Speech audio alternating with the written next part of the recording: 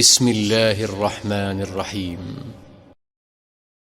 Barang siapa, kata Nabi SAW, yang mempelajari ilmu, datang dalam majelis ilmu, belajar, dengarkan, atau baca buku, tujuannya untuk mendebati ulama, supaya tunjuk, tampil di tengah-tengah para ulama, kalau saya juga berilmu loh, sengaja lempar pertanyaan yang dia anggap mungkin supaya ada penilaian datang kepada dia, niat dia, kalau dia itu adalah orang yang tahu hukum.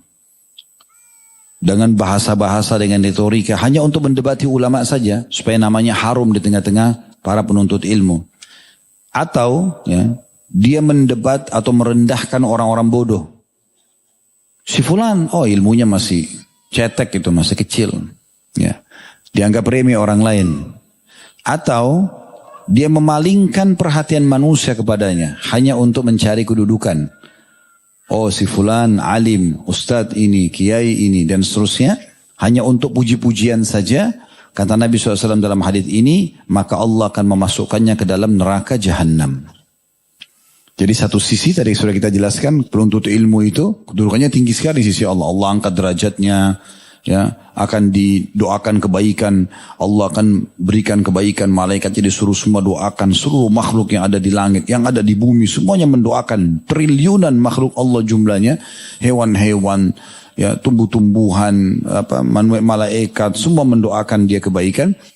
Kalau dia di satu sisi dia baik, dia ikhlas, dia betul-betul ingin mempelajari ilmu agama, dia ajarkan pada orang lain, lalu orang contohi apa yang dia sampaikan, dia juga panen pahalanya.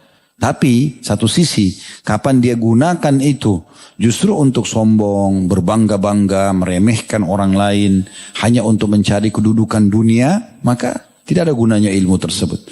Mungkin orang kenal dia, oh si fulan itu seorang alim, tapi di sisi Allah SWT dia tidak punya nilai sama sekali.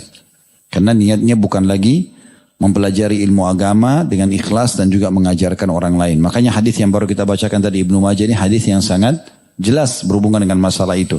Kata Nabi SAW sekali lagi, barang siapa mempelajari ilmu agama ini untuk mendebati ulama, merendahkan orang-orang bodoh, memalingkan perhatian manusia kepadanya, maka Allah akan memasukkannya ke dalam api neraka.